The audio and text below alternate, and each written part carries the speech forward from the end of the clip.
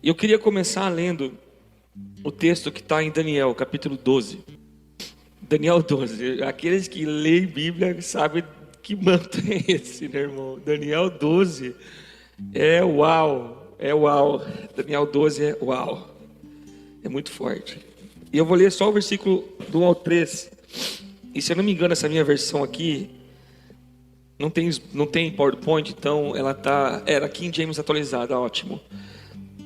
Talvez eu não tenha colocado na King James atualizada, mas não, foi sim. Vamos lá. Naquela época, Miguel, o grande príncipe que protege o povo de Deus, se erguerá em benefício dos filhos do teu povo.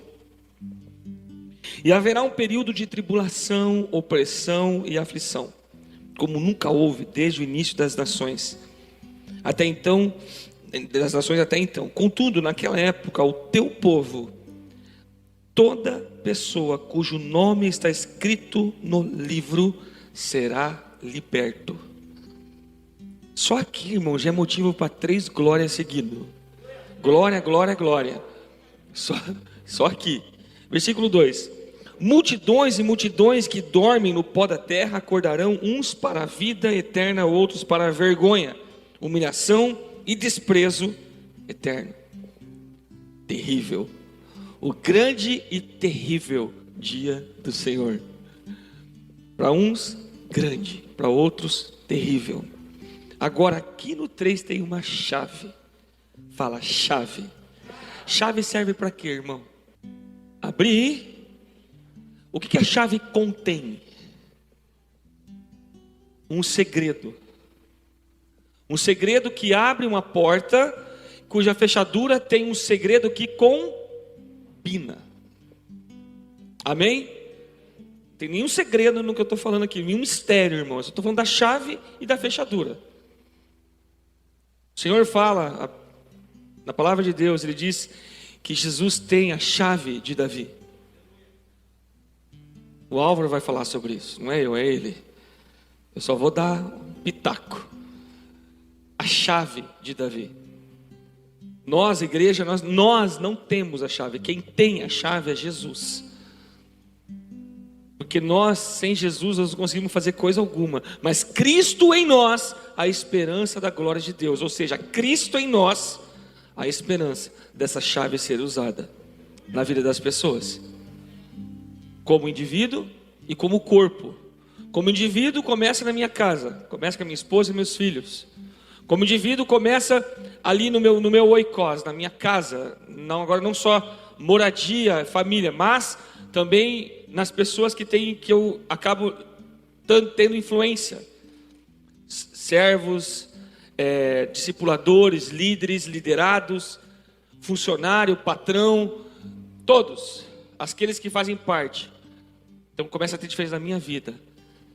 Agora, quando se trata de corpo, irmão, são várias pessoas que estão tendo essa chave funcionando em suas vidas ao mesmo tempo. Então Deus, Ele começa a olhar para o corpo de Cristo e enxerga no corpo de Cristo uma harmonia entre a chave e o segredo da fechadura. Aí você entende quando Ele fala assim: eu tenho posto diante de você uma porta, no qual ninguém pode fechar.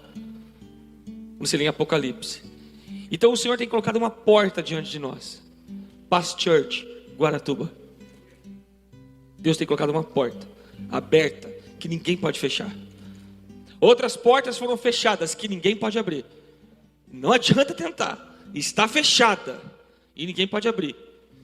Outras abertas, e não há ninguém que possa fechá-la, exceto o Senhor. Amém? Então aqui no versículo 3 de Daniel 12 tem um segredo, um apontamento para um tempo. Versículo 3: os que têm o entendimento e são sábios. Fala, os que têm entendimento e são sábios. Cadê? Perdi aqui. Resplandecerão com o fulgor do firmamento. E todos quantos se dedicam a conduzir muitas pessoas à verdade e à prática da justiça, serão como estrelas, brilharão para sempre por toda a eternidade. Deus abençoe, bom domingo. Podemos ir embora, irmão.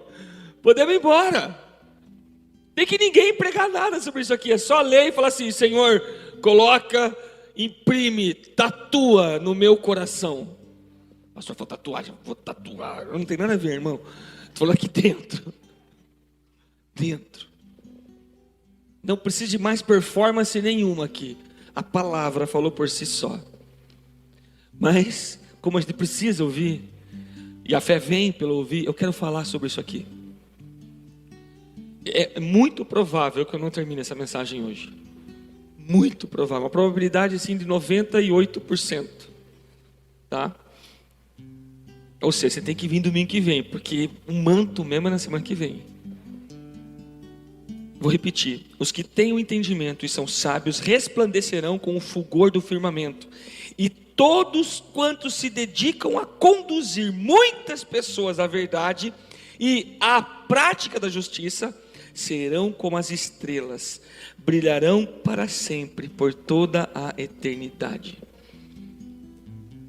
Senhor, em nome de Jesus, eu te peço nessa hora, Espírito Santo, se o Senhor não nos ensinar, nós não vamos conseguir entender nada.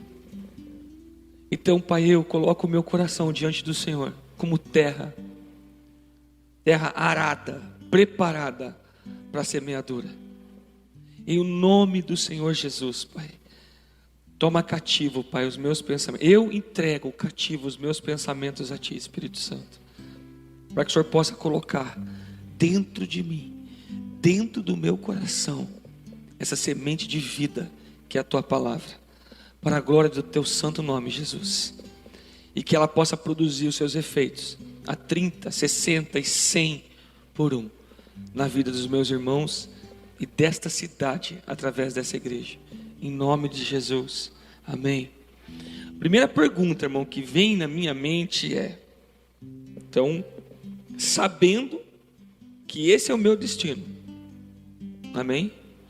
Amém ou não amém? Então, sabendo que esse é o meu destino, porque eu quero entendimento, eu quero ser sábio, e eu quero conduzir muitas pessoas à verdade e à prática, fala prática, da justiça, porque eu quero que o meu destino seja como estrela brilhar para sempre, para toda a eternidade. Que a minha estrela não brilhe aqui, que aqui brilhe a face resplandecente do Senhor Jesus, refletida como um espelho. Amém? Agora vai chegar uma hora e que sim, aí sim, lá no reino, com o Senhor Jesus, lá nós brilharemos como estrela. Amém, irmãos? Não é aqui a tua estrela, aqui a estrela é Jesus. E lá a estrela maior ainda vai ser Jesus, mas nós vamos ser estrelas junto com Ele também. Então a primeira pergunta que vem é: o que isso provoca no meu coração? A pergunta que eu faço para você é: o que essa revelação provoca em teu coração? Hein? O que ela provoca no teu coração? No teu. O que ela provoca no teu coração, irmão? Não precisa responder, só pensa mesmo. Eu fico lendo isso aqui e relendo e falo: meu Deus do céu, o que essa revelação tem provocado em mim? É a primeira pergunta que vem. Então, uma boa percepção dessa realidade, porque isso é uma realidade. Primeira coisa que eu tenho que entender, que isso aqui não é papo furado de pastor querendo convencer você alguma coisa. Isso aqui não é palavra persuasiva de sabedoria humana, mas é demonstração de espírito e de poder, porque a palavra de Deus é poderosa, e ela é falada por um filho de Deus, que teve o poder de ser chamado filho de Deus, ela precisa ser uma realidade. Amém, irmão? Então, sabendo disso, uma boa percepção dessa realidade pode nos ajudar a querer mais do céu do que aqui da terra. Primeira coisa que me faz pensar é que isso deve gerar em mim uma fome e uma sede pelas coisas que são eternas.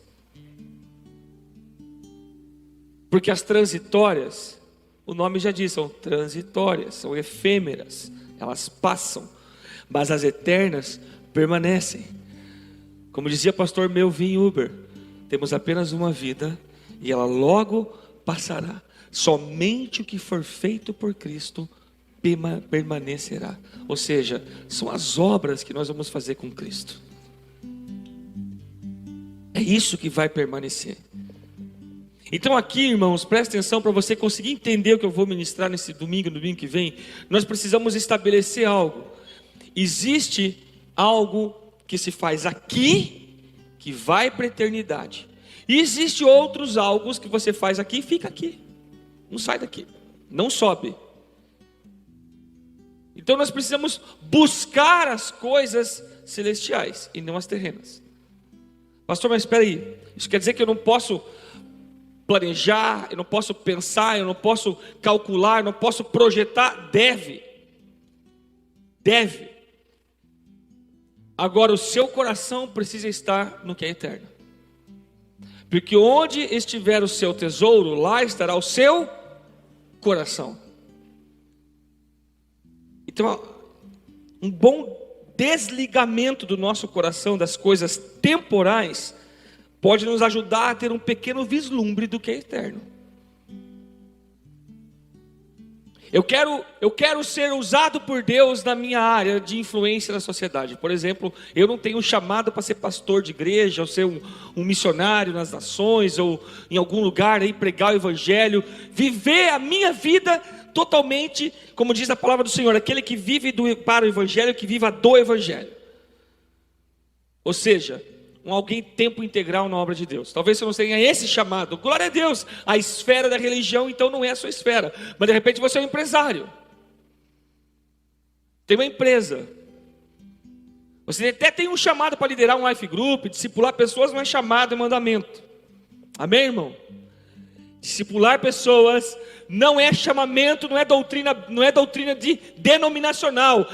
Discipular pessoas é mandamento do teu Senhor.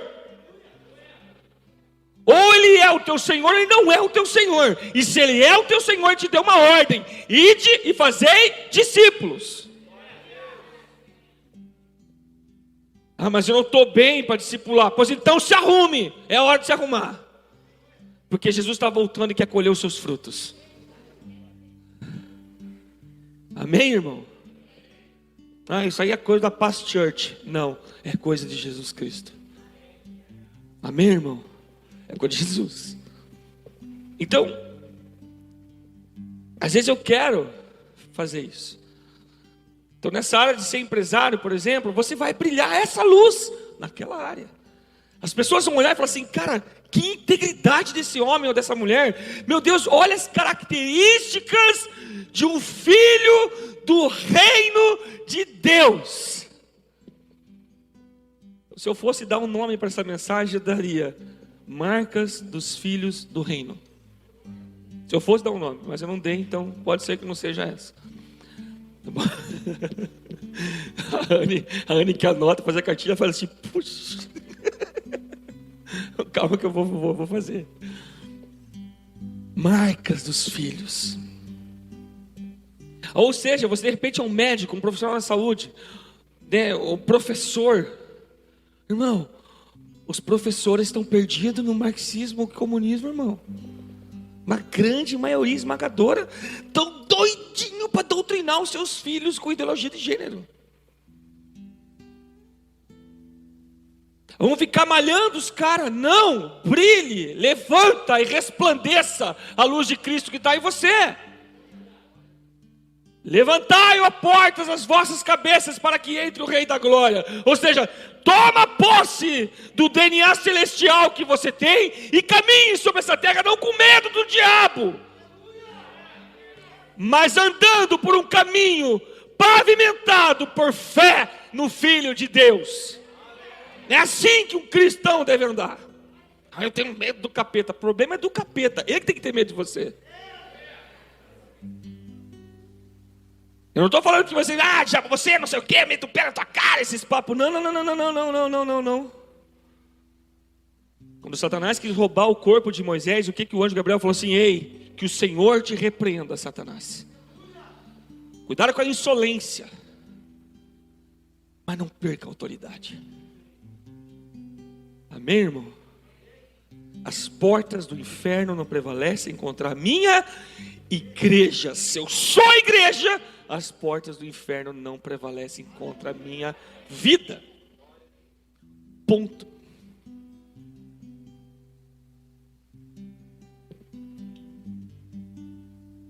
Amém? Então que o meu coração possa se desligar um pouco das coisas temporais, para que eu possa começar a vislumbrar as coisas eternas. Se eu ministro o Senhor, por exemplo, aqui com instrumentos ou vozes, se eu sou músico, eu vou tocar aquilo que eu vislumbro, não aquilo que eu estudo. Pastor, mas se eu não estudar eu não toco. Claro, óbvio, se eu não ler a Bíblia, se eu não me preparar, eu não vou conseguir pregar para vocês direito. A Anne cantava igual rapper quando chegou aqui na igreja, com o microfone para cima assim, irmão. Né? Era toda hora o Rony vinha de lá e fazia. Ele olhava e aqui assim. Teve que estudar, fez curso, foi no Vineyard lá, aprendeu com o Vineyard, foi pro F-Hop. O pessoal do F-Hop vai estar aqui, irmão. Ei, deixa eu falar uma coisa para você, muito legal, muito bacana. Só que o manto é profundo, chapa, é Bíblia. É Bíblia. É ou não é, Anne? Bíblia. O manto é Bíblia. Não tem. Aí eu acho, não tem nada de acho. Bíblia. É muito legal. Profundo. Então eu quero brilhar essa luz, pois então brilhe. Desligue o seu coração das coisas, para que você possa entender. Amém, irmãos? Qual que é o contexto então desse tema aqui de Daniel? Qual que é o contexto? Então, o contexto profético de Daniel está apontando é o fim dos tempos. É o que nós estamos vivendo. Os últimos dias, irmãos, começou quando Jesus Cristo ressuscitou. Lá começou os últimos dias. Mas o fim dos tempos são o fim dos tempos. É um momento, também pode-se dizer que é lá, mas há uma divergência. Então o fim dos tempos é realmente os últimos segundos para a volta de Jesus. São os anos que precedem a volta do Senhor Jesus, para julgar os ímpios e perversos, separar ovelhas dos bodes, para separar o joio do trigo. São os dias que estamos vivendo, ou começando a viver. Eu estava lendo a parábola do joio e do trigo. Gente, aquilo ali é tremendo. É horrível. É terrível. É tremendo. É poderoso demais. E dá muito temor ler aquilo dali.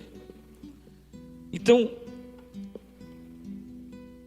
o tempo que Daniel fala isso aqui, ele está falando de um tempo em que o Senhor Jesus está prestes a voltar, e duas características marcantes da vida daqueles que vão estar com o Senhor. E eu quero falar sobre essas características, tá bom? Há os que têm o entendimento e são sábios. Fala, tem entendimento e é sábio. Digo que é duas coisas ao mesmo tempo. Então esses que vão brilhar como o fulgor como é que ele fala no texto? Fulgor do firmamento. E vão brilhar como estrelas para a eternidade. Eles são os que têm entendimento e são sábios. Eu ministrei um tempo atrás aqui a palavra alegria da obediência. Você vê se você lembra, eu usei aquela versão New Living Translation. Salmo 112:1, não tem aí, né, no computador, mas depois eu vou usar a Nova Almeida atualizada. Então o Salmo 112:1 fala assim: louvado seja o Senhor, quão felizes são aqueles que temem ao Senhor e têm prazer em obedecer os seus comandos. Então o Senhor fala aqui disso aí. Agora, na Nova Almeida atualizada, não sei se você tem aquela NAA, Salmo 112:1, ele é praticamente a mesma coisa, só que em vez de louvar o Senhor, ele usa aleluia. E com feliz ele coloca bem-aventurado, que é a mesma coisa. Então ele fala assim: aleluia, bem-aventurado é aquele que teme o Senhor e tem grande prazer nos seus mandamentos. Então há uma grande alegria, uma bem-aventurança em você temer o Senhor. Sabe, irmãos, eu não vou falar assim, eu não estou julgando ninguém e nem nada, tá, irmãos? Mas uma coisa é fato: quando uma igreja, quando um irmão da igreja peca e a pessoa fica sabendo, é tudo bem, pois é, puxa, mas quando o líder da igreja cai, peca, grave, o que acontece, irmão? A tendência é a igreja toda se desfazer, cara. Toda. Eu conheci uma igreja que era muito grande anos atrás, enorme, milhares de membros.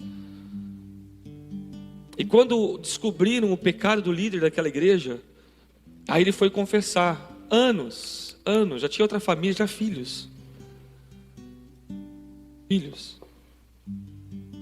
A amante e os filhos congregavam na mesma igreja, onde os filhos eram pastores junto ao auxiliar e a esposa estava ali. As duas famílias estavam dentro do mesmo prédio, o homem pregando a palavra de Deus. Aí ele veio confessar público, e realmente ele pecou. Não, ele foi descoberto. Deu uma de Saul. A igreja virou 5. E nenhuma prosperou. Todas estão lá. Centenas, se não milhares de pessoas se perderam. Destrua o pastor e o rebanho se perde. Então nós, líderes, nós precisamos ter um negócio na cabeça da gente. Sujeitai-vos, pois, a Deus, e resisti ao diabo, ele fugirá de vós. Vigiai e orai. Então nós precisamos estar muito vigilante, muito atento. Amém, irmãos? Só que isso é para todos nós. Não é para o líder, para o pastor. Há uma gravidade maior quando acontece, mas é para todos nós. E sabe, irmãos, eu estava orando por um lugar. Eu vim semana passada, sexta, né? Foi ministrar EDD, foi uma bênção, né? Vocês aprenderam aqui a fazer discipulado com caibro.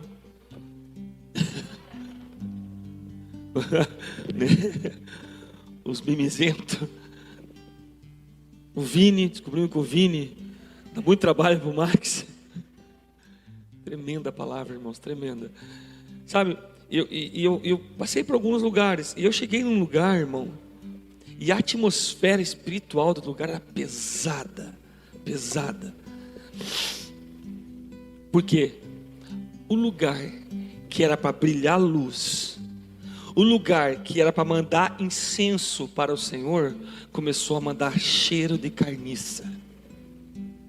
É o pecado da igreja. É o pecado da igreja. O pecado do mundo, Jesus morreu por eles.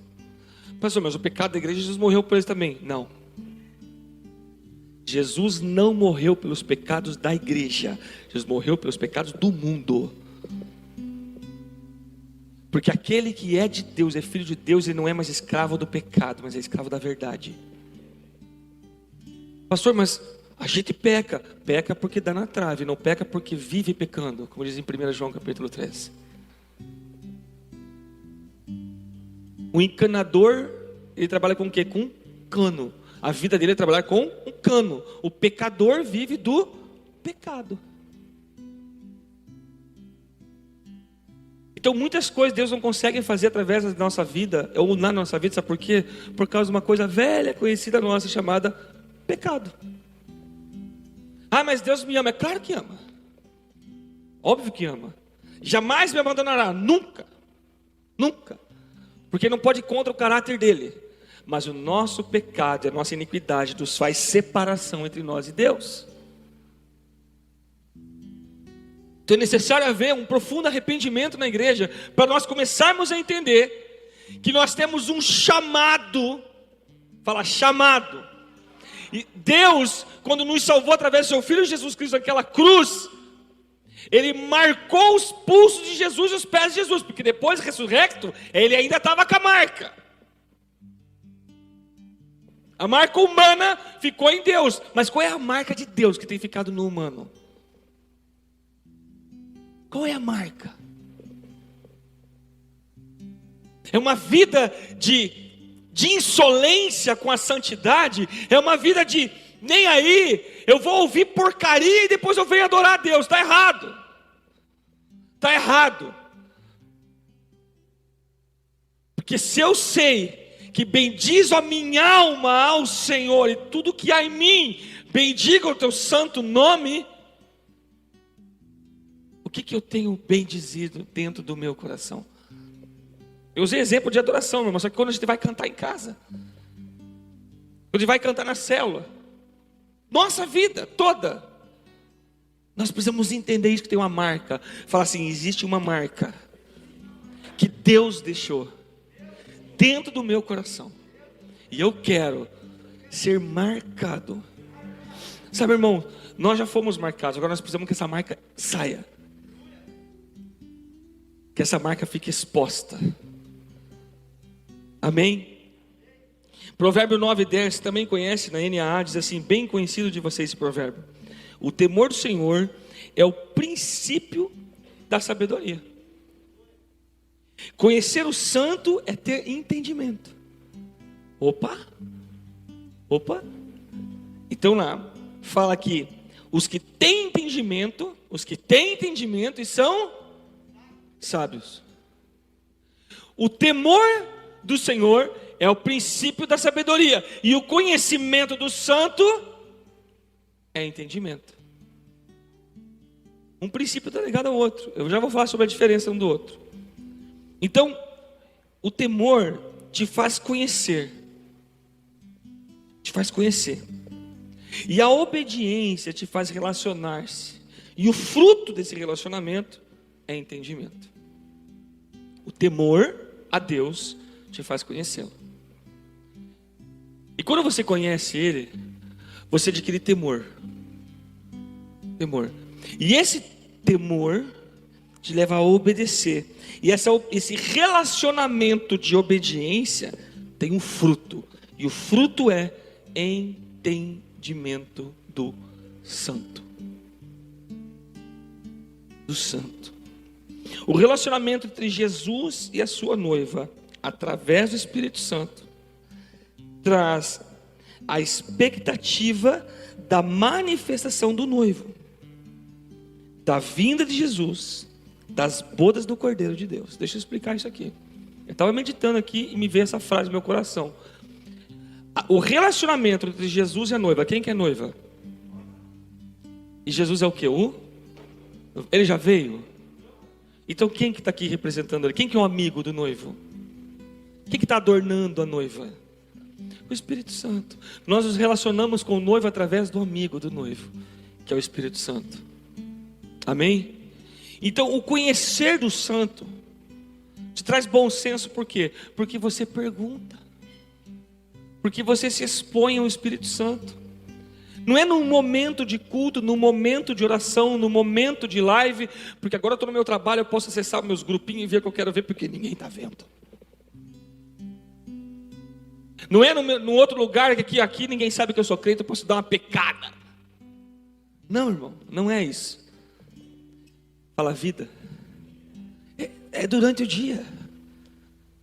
Mas pastor, eu estou ali, eu não quero, de repente eu peco. Bem-vindo à natureza humana.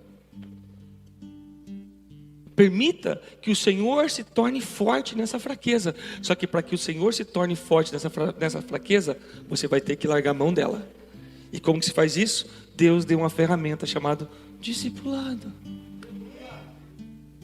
Simples. Eu não quero me sujeitar aos homens. Se você não sujeitar aos homens que você vê, como vai sujeitar a Deus que você não vê? Ah, mas eu creio.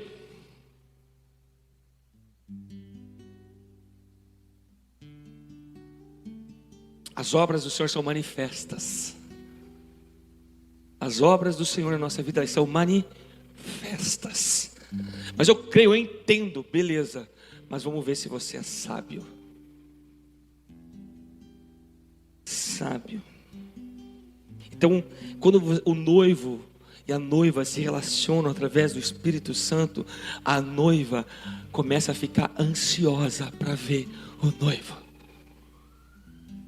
Quanto mais você se relaciona com o Espírito Santo, mais o teu coração vai se encher de expectativa de ver a volta do Senhor Jesus. Sabe por que muitas vezes pessoas não queimam por Jesus?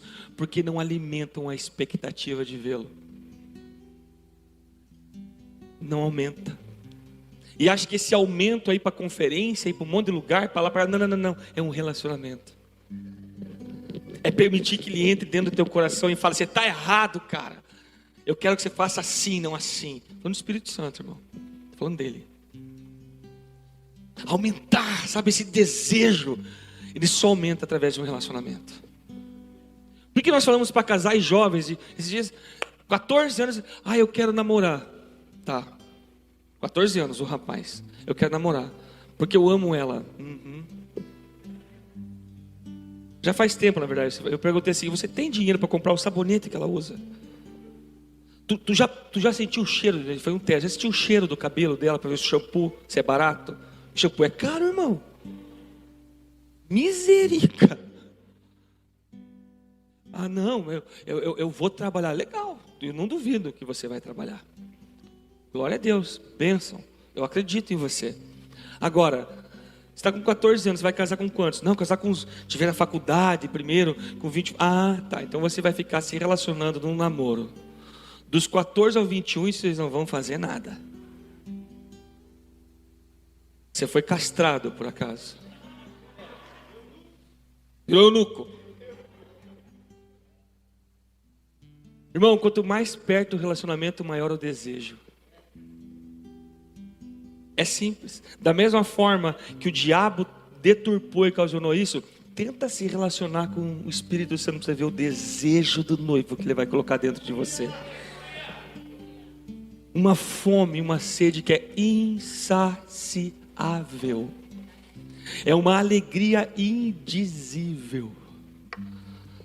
Mas se eu só me relaciono com as coisas aqui, porque eu faço, porque aconteço, e despreza o relacionamento com o Espírito Santo, meu irmão, quando o noivo vir, você vai ficar com as coisas aqui, porque você amou mais as coisas daqui. O desejado da sua alma sempre foi as coisas terrenas, então tu não é digno das coisas celestiais.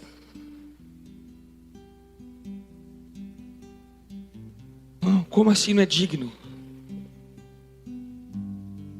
Lucas 14, versículo 25, começa. Jesus falou assim: as multidões o seguiam.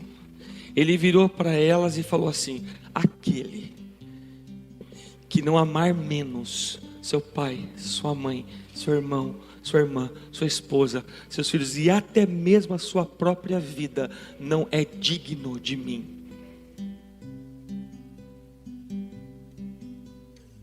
Nossa, que Jesus difícil, que Jesus duro, que Jesus complicado de seguir. Não, tudo que ele quer é relacionamento. Por que ele quer relacionamento? Porque ele é egoísta? Não, é porque ele sabe que você está aqui, ele quer te trazer para perto dele lá. Está entendendo, irmão? Então esse relacionamento, então o entendimento adquirido, entendemos agora de que o entendimento vem de um relacionamento, vem de temer o Senhor, de querer obedecer o entendimento. Então vamos entender um pouquinho mais sobre ser sábio.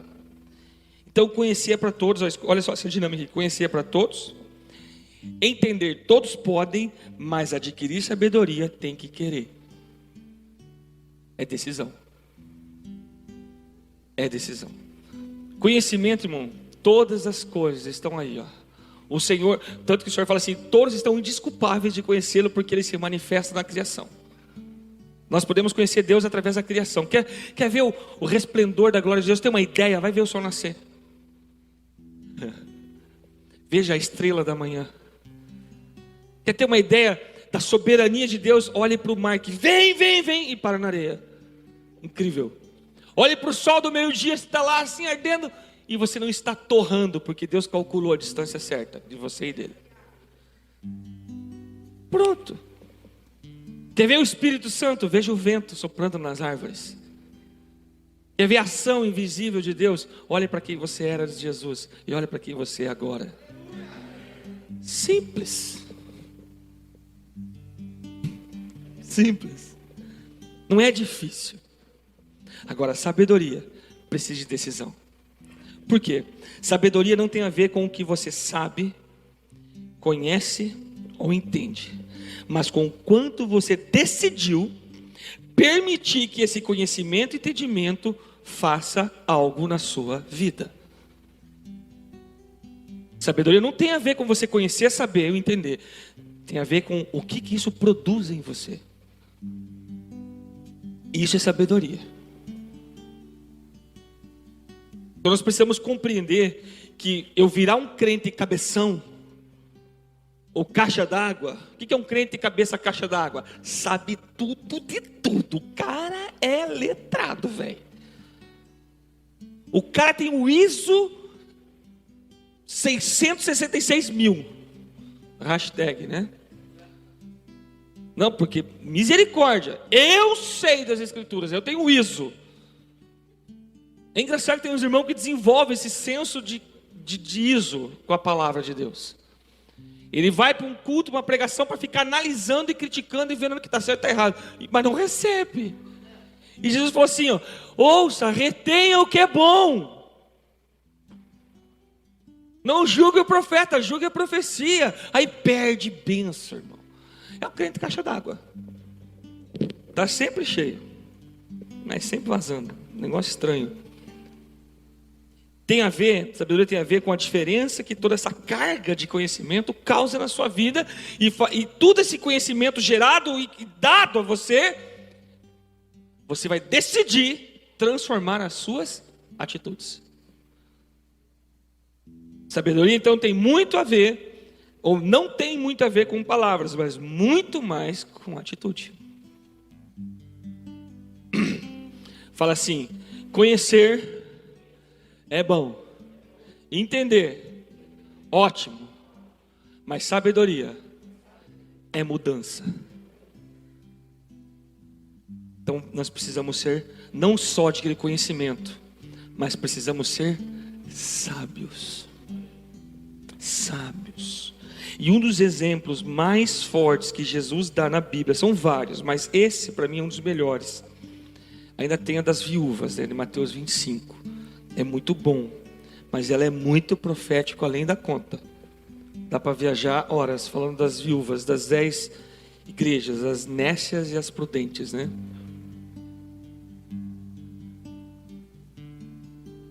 Aí está no texto de Mateus 7. Os dois alicerces. O Senhor quer fazer a gente resplandecer a luz da glória dele, irmãos. Amém? Eu queria que vocês do louvor pode vir, tá bom?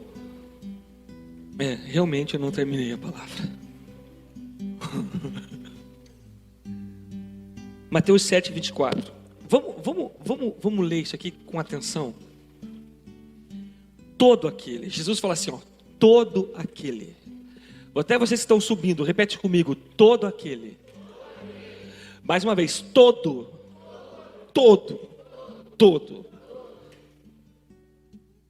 Aquele. Todo aquele, pois, que ouve estas minhas palavras. O que é estas minhas palavras? É muito difícil ler isso aqui, que já é o final do Sermão da Montanha, gente está chegando no fim do Sermão da Montanha. São 3 capítulos, Mateus 5, 6 e 7, falando do Sermão da Montanha. Sabe o que o Sermão da Montanha é, meu irmão? É literalmente o DNA dos filhos do reino de Deus. A sabedoria de Deus na vida de um homem de Deus, de uma mulher de Deus, dos filhos de Deus, faz com que ele viva da maneira que está em Mateus 5. Nós vamos deixar para frente porque não vai dar tempo. Então, que é o segundo ponto, a verdade e a prática da justiça. Mas, então todo aquele, pois, que ouve estas minhas palavras, aquelas umas, de Mateus 5, 6, e as pratica. Fala, pratica. Olha aqui para mim, irmão. Olha aqui. Pay attention for me, please. Olha aqui. Quantas milhares de pregações você já ouviu? Eu falo de mim, irmão. Muita. Livro. Meu Senhor, tem gente que come livro. Eu leio, mas tem gente que come. Inacreditável, né? Acho legal esses caras que lê 4, 5 livros um mês, assim. Nossa, como é que consegue, né, cara? Porque eu leio devagar. E eu escrevo, anoto e fuço, aí demora. Tem muitos de nós, irmãos, a grande maioria esmagadora aqui está amadurecendo. Está amadurecendo. Nós estamos amadurecendo. Só que nós acabamos de vir de uma série de escavados por Deus. Falamos de obediência, falamos de vários escavados por Deus, de ser escavado. Vemos de série de Deus aprofundando, nos chamando, passando o cordel, nos aprofundando. Nós vamos entrar numa série sobre maturidade, tremenda. Mas nós precisamos amadurecer com um propósito. Então, às vezes nós ouvimos palavras, mas a gente insiste em ficar preso e segurando coisas que estão nos travando. E o reino de Deus, ele é dar e não receber. Então tem coisa que Deus quer de você. Sabe o que é? Coisa que está te fazendo mal. A gente acha que dá, não, eu vou dar para Deus, é só coisa boa. Não, dê as tuas coisas ruins também. Ou melhor, dê primeiro. Morra. Morra. A palavra é morra. Quer dar tudo que é ruim? Para ficar de boa com Jesus, adquirir sabedoria e maturidade de Deus, morra. Simples, resumiu tudo, morre. Na cruz de Cristo. Porque quando você pratica, ouve, pratica, olha só que a palavra que Jesus está falando, você será comparado a um homem prudente. E aqui você pode colocar a palavra sábio. Que construiu a sua casa sobre a rocha. Agora, conta comigo. Caiu a chuva. Fala, 1. Transbordou os rios. Sopraram os ventos. Bateram com força contra aquela casa. 4 lapada.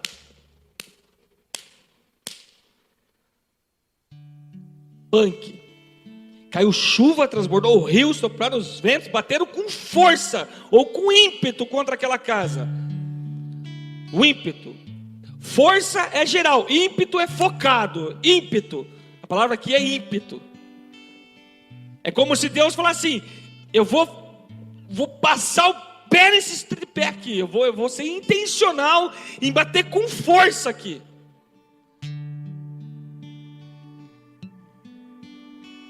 E ela não desabou, porque tinha sido construída sobre a rocha. Rocha. Que rocha é essa? Irmãos, aí Jesus fala: que diziam os homens que eu sou? Os discípulos, né? Que diziam os homens? Ele vira, a imagem que vem assim, tá ele andando, discipulando aquela galera. Os discípulos perto dele param e falam: ei, galerinha, o que dizem os homens lá que eu sou? Uns dizem que você é Elias, outros dizem que você é João Batista, outro é isso, outro é aquilo. Mas e vocês? Mas e vocês que convivem comigo? Mas e vocês que eu chamei para conviver comigo? Vocês que eu chamei para andar comigo? O que dizem que eu sou? Os homens podem falar muita coisa, mas os discípulos precisam falar quem ele é. Aí Pedro, tem que ser Pedro. Tu és o Cristo. Tu és o Cristo, o Filho do Deus vivo. Aí ele fala assim: bem-aventurado é tu, Simão Barjonas, porque não foi a carne e o sangue, não foram os homens que te revelaram, mas sim o meu Pai que está no céu. E agora você não se chamará mais Pedro, mas não, mas sim Cefas, né? Pedro. Aí ele fala assim: e sobre esta pedra edificarei a minha igreja. Qual? Pedro? O Cefas? Pedro? Pedra? Pedro? Não. Esta verdade, Cristo, o Filho do Deus vivo, o que estabeleceu todas as coisas antes que elas mesmas existissem, aquele que sustenta todas as coisas pela força da sua palavra, aquele que antes que o mundo viesse a existir, ele já era. Este é a rocha. E o Senhor fala que o homem sábio, ele constrói a sua casa. O que está na tua casa? A sua casa não é o seu trabalho, a sua casa não é o seu carro, a sua casa não é a sua viagem. Tudo isso sai de dentro da tua casa. Existe, mas não é essa a sua casa. A sua casa é o que você é.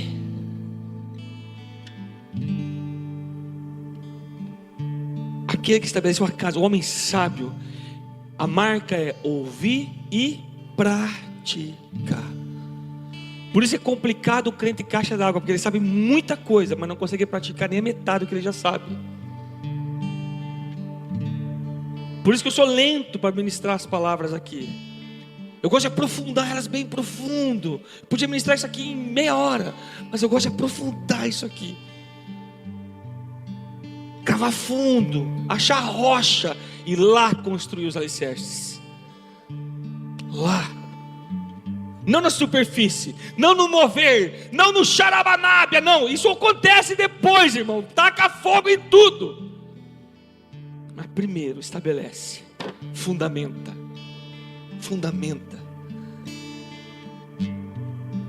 Eu vou construir minha vida em ti. Tu és o meu fundamento. A música em inglês fala my firm foundation, meu fundamento firme. Firme.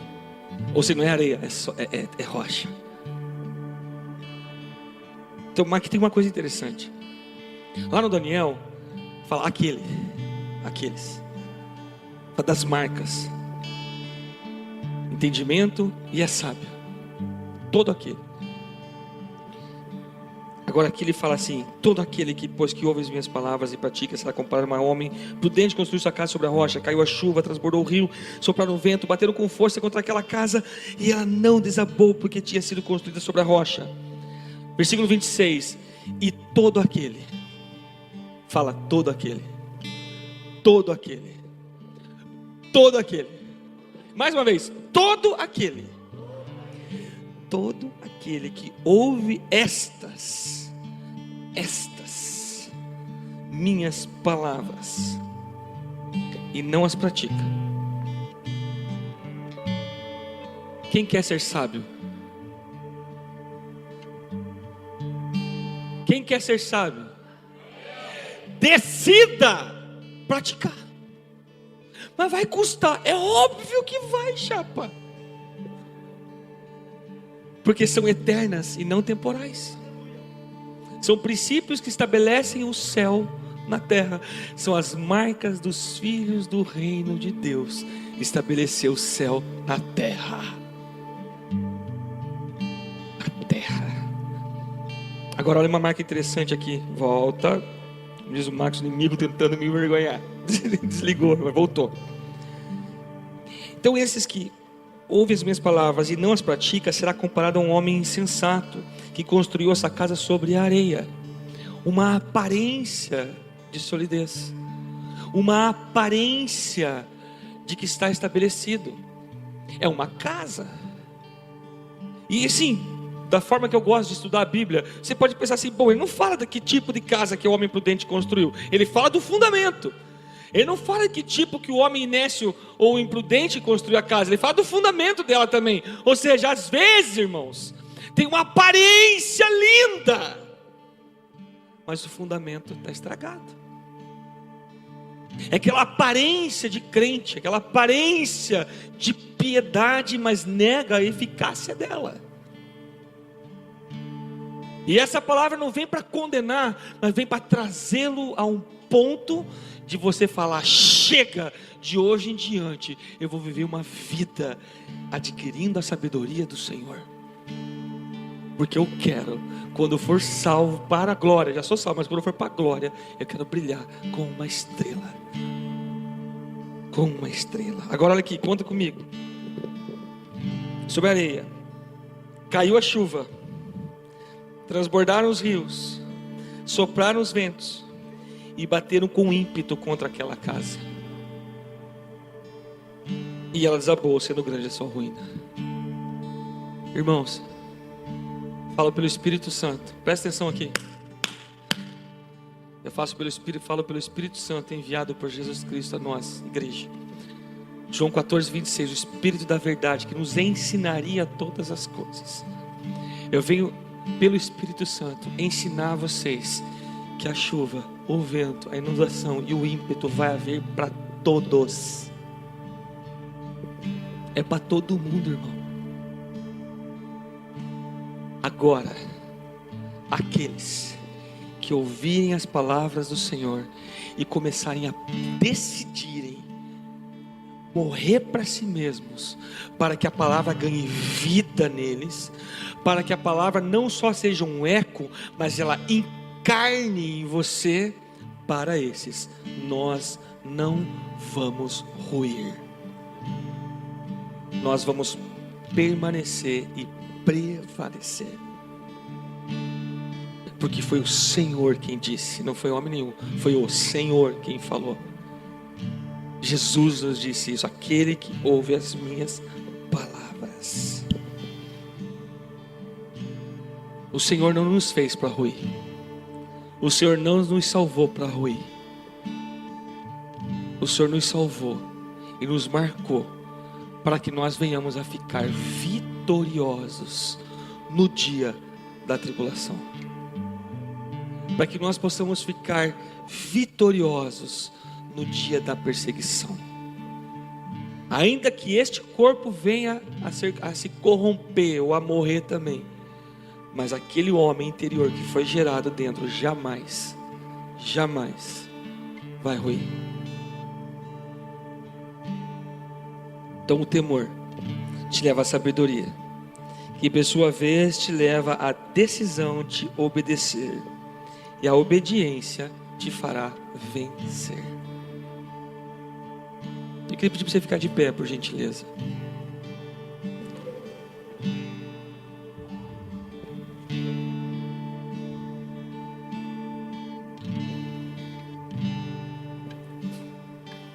Quantas palavras você já ouviu? Quantas palavras você já ouviu para você, para a sua vida?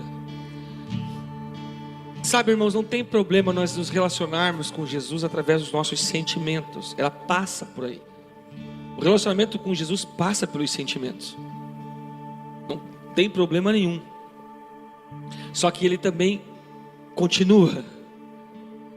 É o corpo sente. O fato de você ter vindo aqui hoje para adorar o Senhor no culto, com o seu corpo presente, mostra que você veio buscá-lo de corpo. É natural que, se você desligar das coisas que tentam distrair você da adoração que você veio para dar a Deus, porque você não veio para o culto para receber, você veio para dar a Deus a sua adoração. Se você conseguir desligar daquilo que está te distraindo, as suas emoções vão começar a pegar fogo, vai começar um borbulho dentro de você. Porque o que vai para o céu, para o inferno, não é o corpo, é a alma. Então a alma, que agora é vivente por causa do sopro de vida de Deus, ela começa a querer ir para o lugar que é o lugar dela, céu. Por isso, quando vem uma coisa terrível, algo difícil, algo sombrio, a tua alma fica perturbada. Por quê? Porque é o lugar que ela pode ir também, se não tiver Jesus. Mas quando você vê coisas maravilhosas, você vê a tua alma começa a borbulhar. Então tem gente que chora, tem gente que irrita, tem gente que cai no chão, tem gente que baba a coluna, tem gente que pula, que grita. Vocês conhecem uns assim. Mas chega uma hora que ela passa disso também e chega num lugar que os olhos de Deus estão olhando, porque o Senhor busca os verdadeiros adoradores que o adorem em espírito e em verdade. Que nós possamos adorar o Senhor nesses 3 níveis: corpo maravilhoso, alma maravilhoso e espírito. É o que o Senhor está buscando. E nessa adoração, que o Espírito Santo nos ajude a encarnar essa palavra aqui: os que têm entendimento e são sábios serão como as estrelas brilharão para sempre, por toda a eternidade. Jesus te salvou para isso. Quando Ele salvou, quando Ele morreu na cruz por você, Ele viu você brilhando, como estrela para toda a eternidade. Eu quero que você declare essas palavras que nós vamos cantar como uma oração na tua vida.